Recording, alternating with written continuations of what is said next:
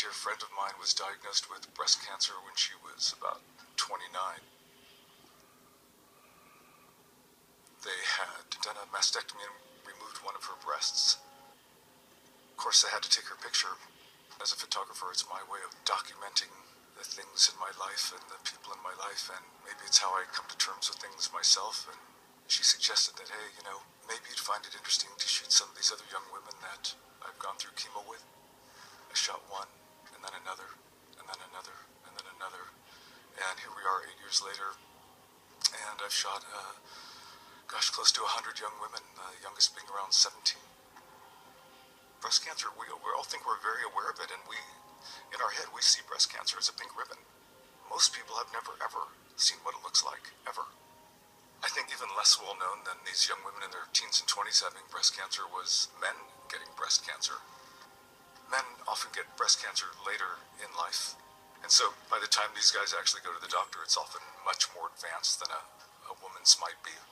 First of all, a woman in general knows about breast cancer, and most men have no idea that they can even get it.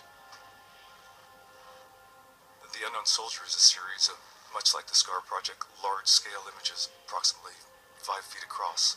They're these very honest portraits of young men and women coming back from Afghanistan and Iraq who have been very, very seriously injured. They have no legs, no arms, melted faces, melted bodies, blinded. You can see whatever's left of their legs, whatever's left of their arms, whatever's left of their face. And it's a very honest artifact of war.